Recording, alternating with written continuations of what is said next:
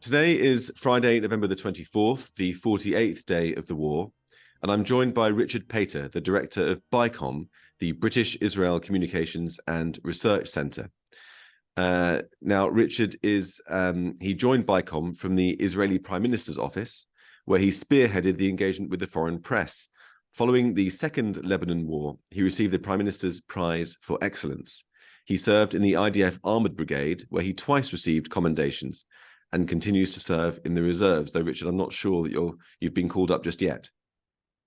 No, with the reserve of the reserves, I think we haven't been called up yet. And as you can imagine, my day job keeps me quite busy and focused. So that's kind of been taking up my time, all my time.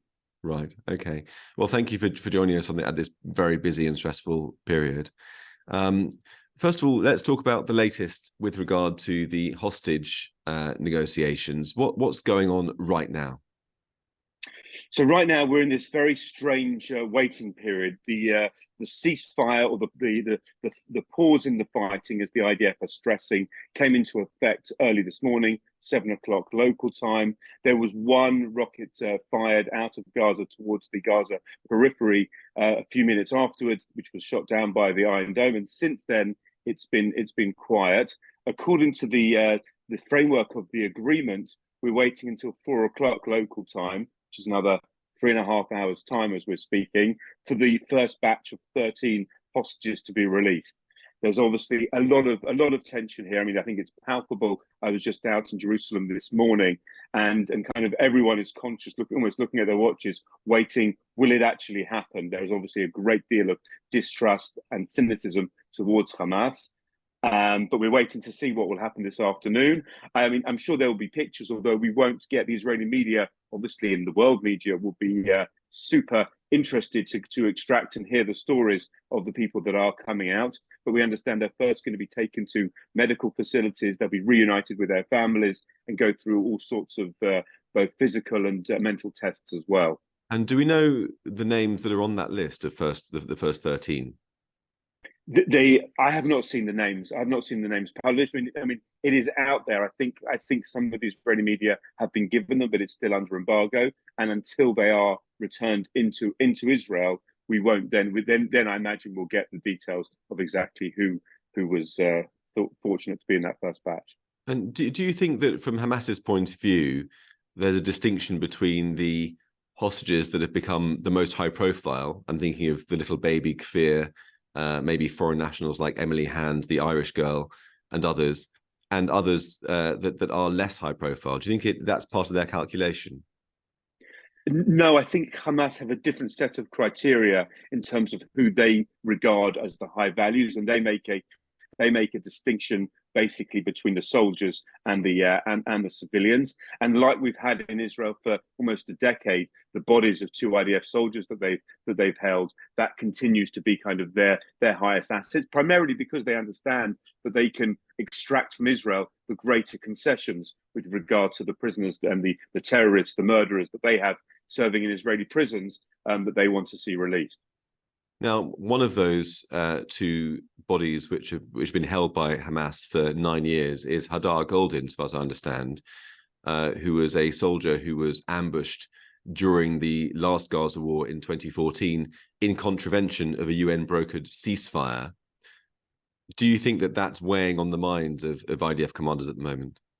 Very much so. Very much so that's kind of conscious that kind of Hamas is a vicious enemy, that nothing kind of the way that they manipulate and use their own civilian population and will continue to use psychological warfare against Israel and real kinetic warfare, that remains a concern. And Israel has made it clear that they will remain in battle positions, especially in the north half of Gaza, and they will remain there throughout this pause.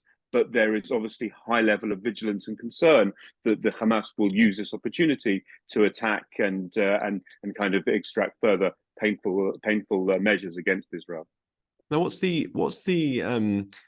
what part do you think the psychological torture that Hamas is trying to mete out on the Israeli families and the public, what part do you think that plays in Hamas's tactics and strategy?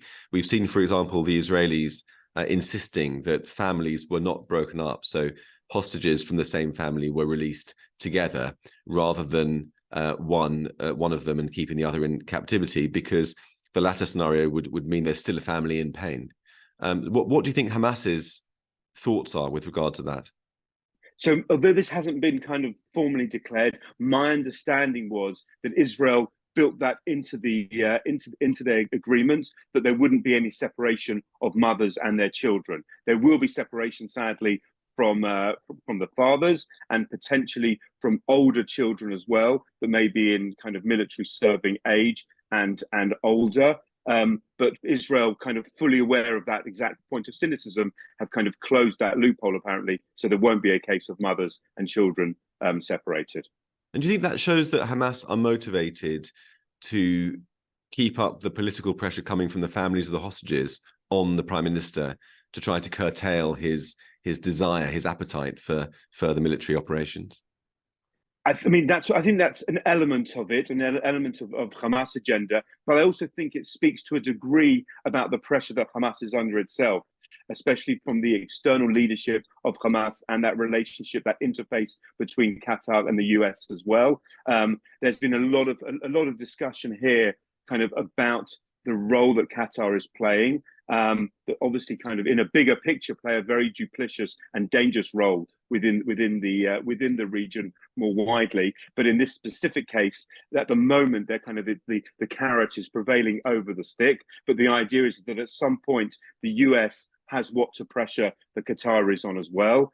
And I think even from the Qataris' perspective, there is also a little modicum of understanding of the sensibilities and sensitivities of just how horrific this is to hold, as you said before, kind of 10-month-old babies, etc., is kind of beyond comprehension for anyone with any sense of humanity. So the summary of that point is that Hamas are, playing around with people's emotions and agony. How is that being seen by the Qataris and by the Americans? What, in the wider international scene, how is that being taken, and what does it mean? I mean, so I think it's accepted. It's kind of priced into the game, and that at the moment, unfortunately, this is part of Israel's failure from October the 7th, is the price that they're having to pay now. There is kind of a crude reality to that, and all these failures will be discussed at length afterwards. But just as a small token of the price is what we're seeing being paid out now with the release, obviously, of 150 Palestinian prisoners. So that's, I think, part of that wider thinking as well. And if from Israel's perspective, they've taken this dual approach of applying military pressure in order to squeeze Hamas. And that was also part of the deliberations over the last few days within the Israeli government. How much more can they push on? Can they push on militarily to put the squeeze to extract better concessions in this deal? But the consensus was by the military establishment and the political establishment, by and large, that because the humanitarian case is so severe that it demands kind of this immediate deal with the devil. Well, let's turn to the Israeli side then, because it seems that in the immediate aftermath of October the 7th, it was a paradigm shift. It was a reset for the Israeli security strategy and assumptions. And a few things happened then. One was that no longer would the hostages be the same lever over Israel as there had been in the past. We saw more than 1,000 released for Gilad Shalit. That wasn't going to happen again because the overriding goal was to destroy Hamas for the sake of Israel's future. But the other was that a very divided country unified. Suddenly, the stuff that we were all talking about 8 weeks ago is a distant memory. But it seems to me that over the issue of the hostages over the last couple of weeks, those two things have returned. We've seen a division between the right and the left with regard to the hostages and the concessions that should be made to secure the hostages, and how the goal of destroying Hamas should be placed maybe secondarily, at least for now, behind getting the hostages back. And I'm picking up, I think the polling has shown that as well. And I'm picking up people on the right in particular really worried that this ceasefire will be the first of a cascade of ceasefires that will lead to the government caving to international pressure, losing its bottle and not finishing the job. Now, the October the 7th attacks really changed the Israeli paradigm a lot. one way in which it changed it was that it unified a divided country. All the stuff we were talking about 8 weeks ago, judicial reforms and protests, suddenly was a distant memory and the country came together. Also, the old hostage doctrine was abandoned. No longer would 1,000 hostages be released, 1,000 prisoners be released from one hostage, as had been the case with Gilad Shalit. And yet there are fears, aren't there, that this ceasefire will be the first of many that may lead to the Prime Minister abandoning or stepping back from his goal to destroy Hamas. Do you think that's realistic? So 2 points. First of all, you're absolutely right that the country is exhibiting fantastic efforts of fortitude and unity and cohesion right now. But of course, as Israeli societies want to do, there are always debates still, and that certainly came to the surface much more in recent days over the issues of the hostage exchange.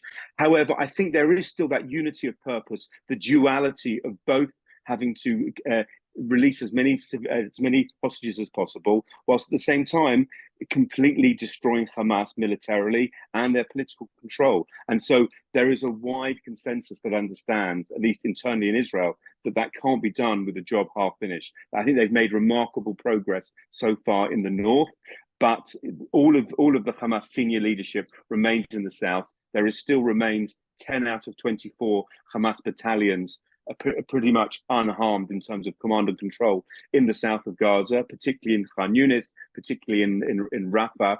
And so there is a broad Israeli understanding that this is only a temporary cessation. Hopefully it can last a few days. I mean, obviously 4 days it's been scheduled so far. There is built-in mechanism to extend that. And I think people, if you can get 10 hostages a day and you can last it out for a week, I think the numbers are estimated to be about 80 women and children altogether.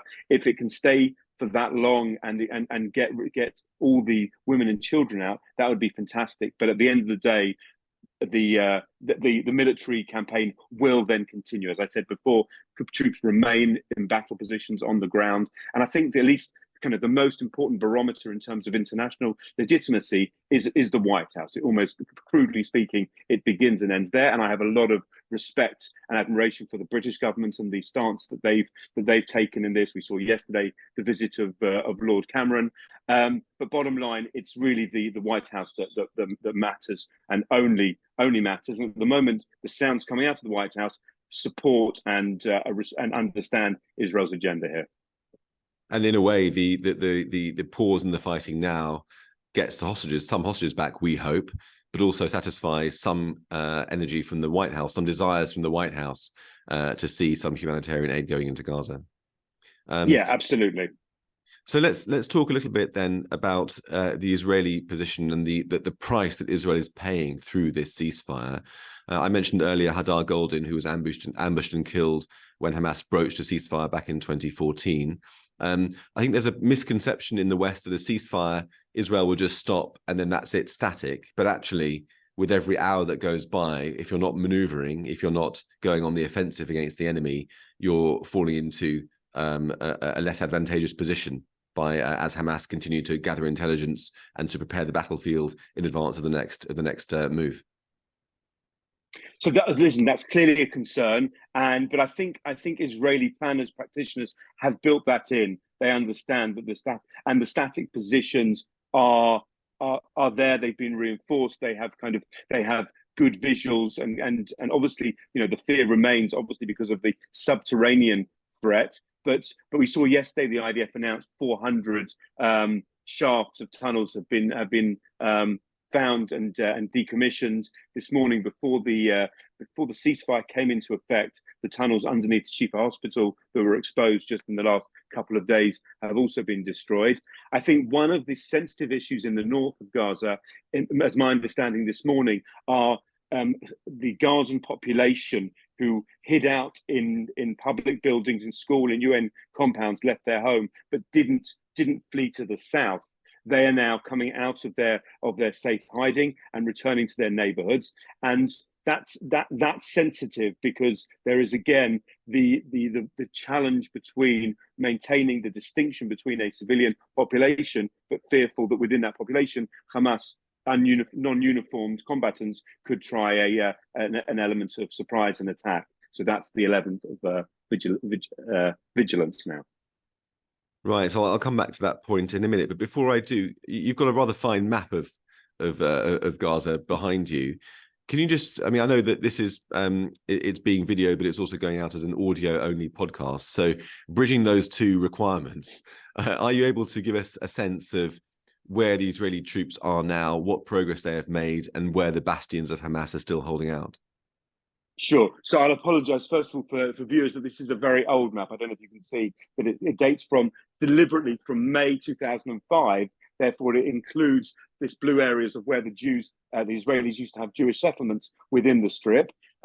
22 different small isolated communities around a population of 8,000. And again, compounding the issue, I know you know this, but for 17 years, the IDF withdrew all those the Jewish population, and they are there no longer. So you have to ignore that. But in any case, we're really talking about when Israel went in on the ground operation that started 3 weeks ago. They went in two positions over here in the corner around Bet Hanun and around here just above the. Sorry, can you just point to Bet Hanun again with your head got in the way yes. slightly? Sorry, this is on this corner here, and around here halfway through. What was interesting, so they went in two movements like this and made it to the sea within 2 or 3 days, and then slowly closed in on Gaza City here from both sides, surrounded it, and over the last few days they've been sweeping up in kind of this area over here, which is the areas of Zaytun and Jabalia and Shijaiya. And the Shijaiya areas is significant because if you remember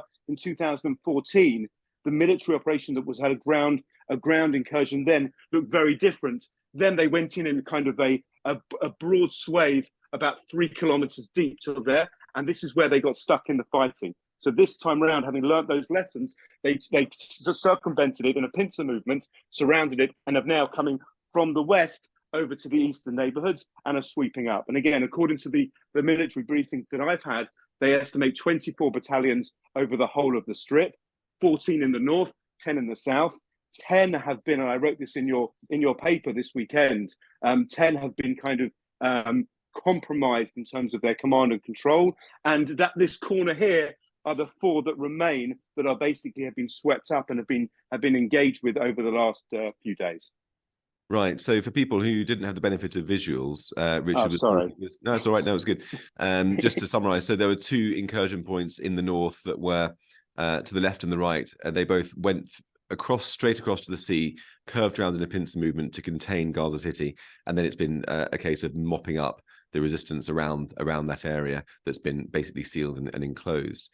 And I think just to add to that, my understanding is that the extensive nature of the tunnels basically allowed underground interconnectivity between the different battalions. So that what you had is when Israel was fighting at the initial stage, some people were kind of popping up with anti-tank missiles, firing at an Israeli position, and then hiding back down under the ground. Some of those were caught, engaged, either captured, arrested, or killed. But others, kind of smaller cells, were then able to use the tunnel network to hide off and to rejoin other battalions. So that's where the fighting has focused in the last day or two. Right. So you went through a lot of figures there. So let me just slow down a bit and communicate this to listeners, because I think it's really valuable. So the total number of Hamas battalions in action in the beginning of the war was what? 24. 24. And how big is a battalion?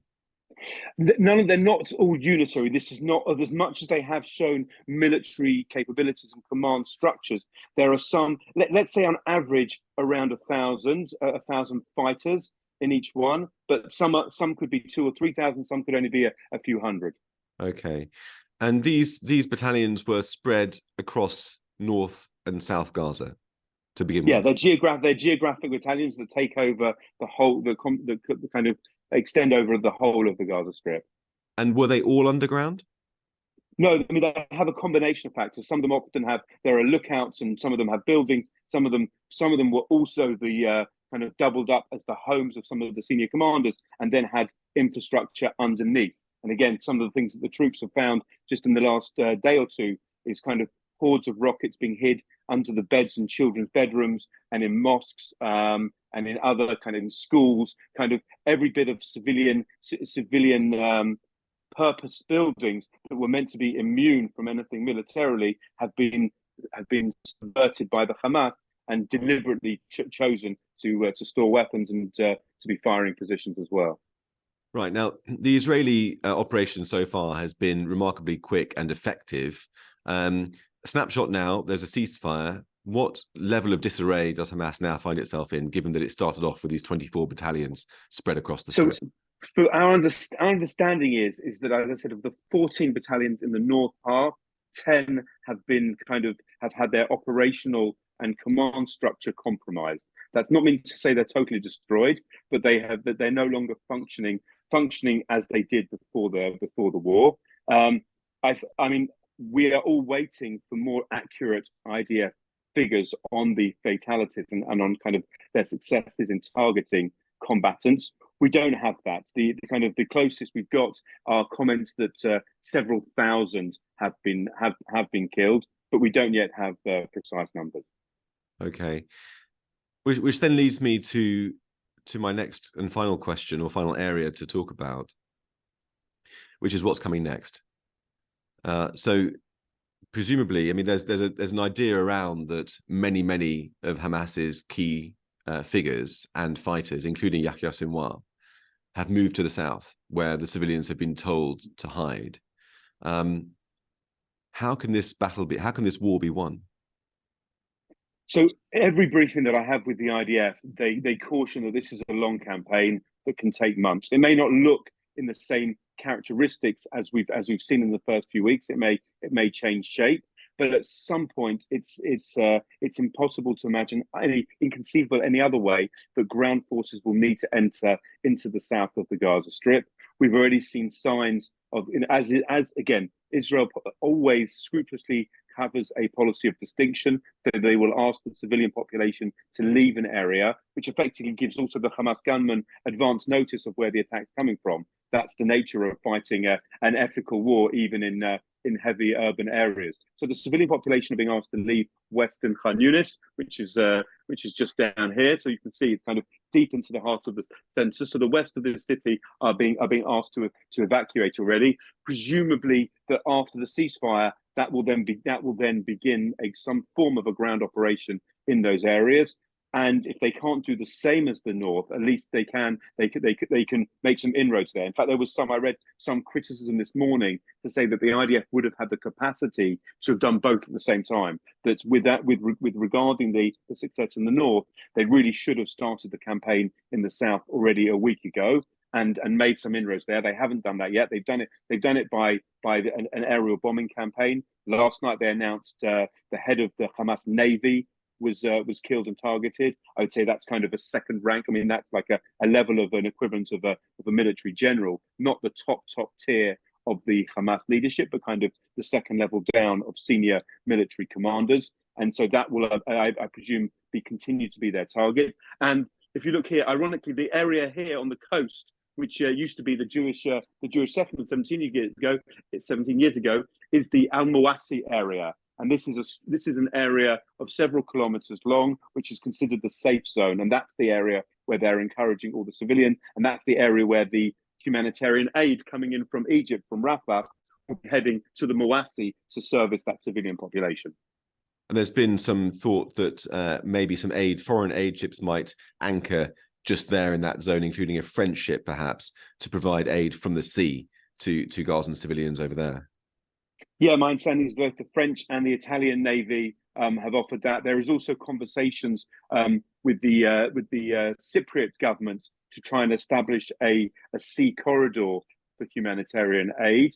And so that's also in terms of a longer plan looking forward. Again, you'll remember, of course, that up until October the 6th, part of the failed conception was that Israel was giving hundreds of trucks a day of all sorts of good and produce going into Gaza, as well as fuel, electricity. Everything was supplied by Israel. And after the horrific October attack, this can be no more in the day after. So there has to be some form of new mechanism to allow the civilian population to get the supplies in. So, as you say, one of the routes being considered is some form of naval passageway, which hopefully again will service the and help alleviate the suffering on the Palestinian side.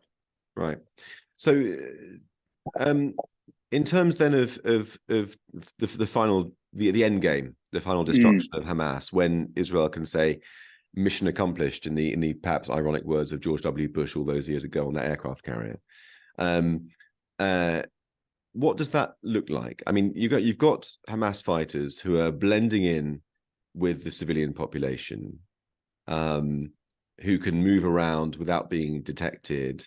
That's a difficult enemy to finish off.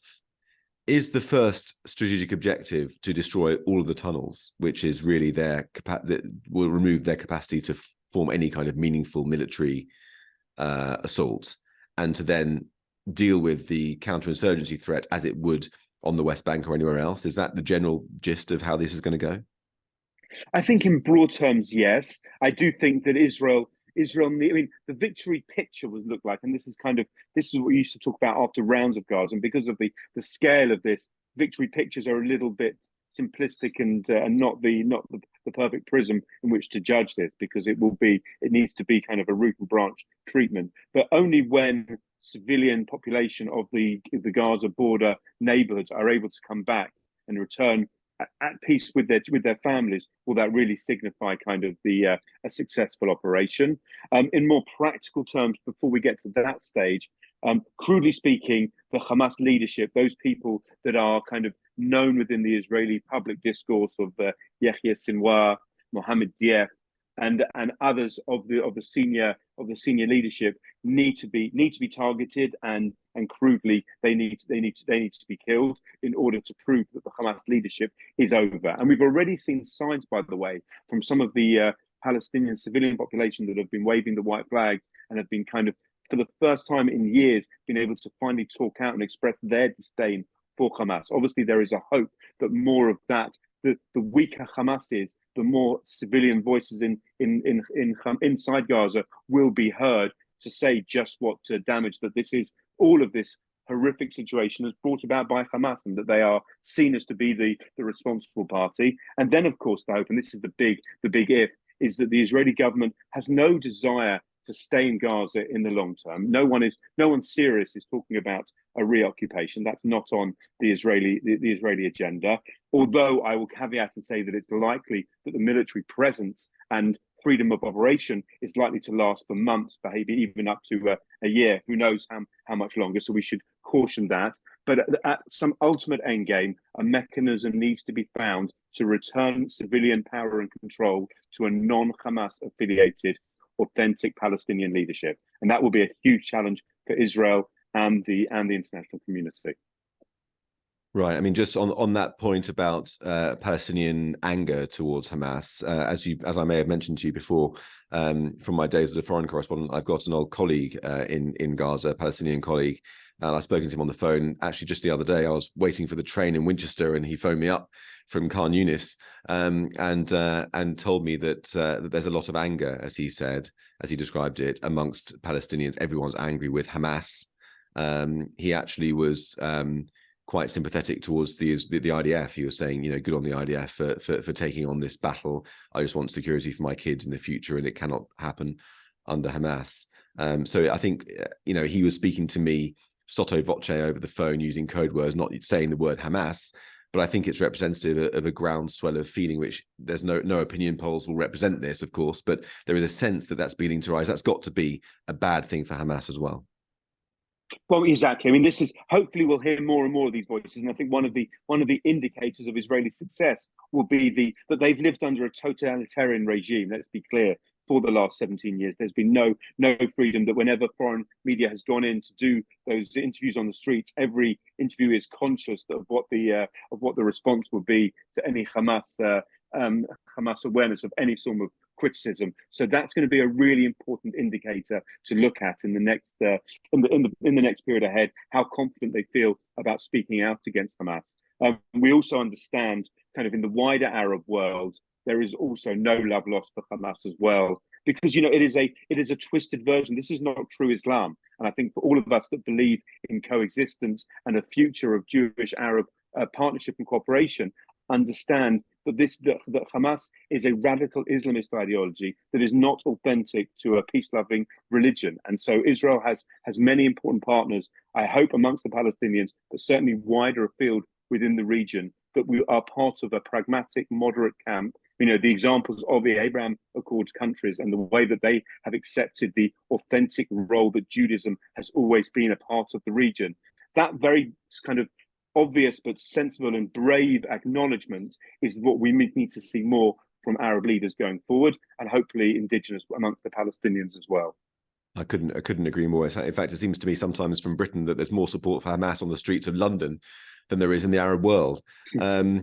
Last question, Richard. Just outside... Sorry, that's a really important point, by the way, that I'm sure is missed by many. That you do not see that level of support in Arab capitals, with regard, except for the Shiite axis of resistance that is part of that anti-Israel terrorist supporting world. The rest of the Arab world they respect and acknowledge the Palestinian suffering, but they make a clear distinction that is not about support for Hamas. Sobering thought. Just a final question, Richard. Outside of Israel and Palestine, further afield across the Arab world, I was wondering, as part of dismantling and destroying Hamas, would you expect to see some high-profile Mossad assassinations of Hamas figures, the like of which we saw that one in Dubai a few years ago, where the spies dressed up as tennis players and went and killed that Hamas chap? Do you think we'll see more of that?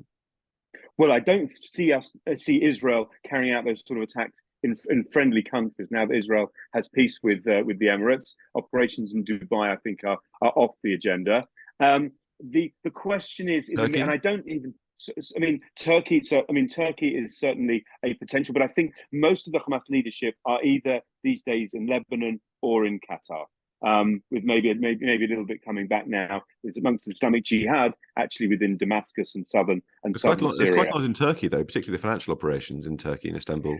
Yeah, but I don't think that they're going to be targets. So I think Israeli-Turkish relations, that's a whole nother podcast conversation. But Israel-Turkish relations are a little bit more complicated than I think that Israel is comfortable to carry out attacks there. Either way, I think that Israel has their hands full with kinetic activity more locally, and I don't expect Mossad to operate kind of immediately across the region. Again, just to compound this issue, that you have the head of Mossad in Qatar in negotiations with the Qatari Prime Minister and alongside the CIA representatives of the US, whilst at the same time British Israeli politicians are talking about exactly what you asked about, the idea that every Hamas target internationally is also a target. And I think that caused a little bit of disquiet internally about the timing of those sorts of announcements.